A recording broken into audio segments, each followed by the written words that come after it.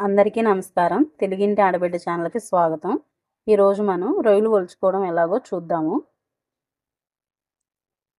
ఇలాగా రొయ్య తలకాయ ముందు తీసేసుకోవాలి.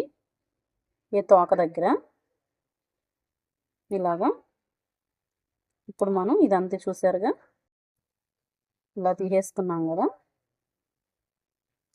చాలా సింపుల్గా అయిపోతుంది ఇలా తీసేసుకుంటే మనం తొందరగా.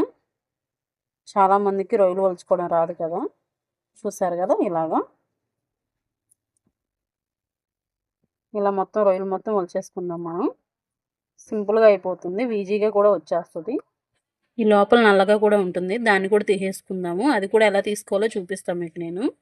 ఇప్పుడు మనం ఈ రొయ్యలన్నీ ఒలిచేసుకుందాము. చూసారు కదా, మనం ఇందాక రొయ్యలు ఒలుచుకోవడం ఎలాగో చూపించాం కదా. ఇప్పుడు ఒలిచేసుకున్నాం కదా వాటర్లో వేసుకుని.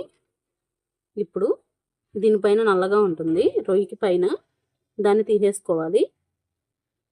ఇలాగా పిన్నిస్ కానీ ఏదైనా సూదితో కానీ తీసుకోవాలి.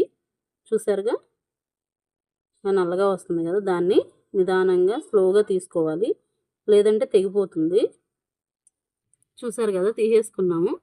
ఈ నల్లగా ఉన్నది తీసుకుంటే మంచిది, ఎందుకంటే ఇదిగో చూసారుగా ఎంత నల్లగా ఉందో. రొయ్యలు శుభ్రం చేసేసుకున్నాం కదా. నీచు వాసన పోవాలి అంటే పలచటి మజ్జిగలో ఒక 10 నిమిషాలు నానబెట్టుకుని శుభ్రం చేసుకుంటే నీచు వాసన అనేది లేకుండా ఉంటుంది.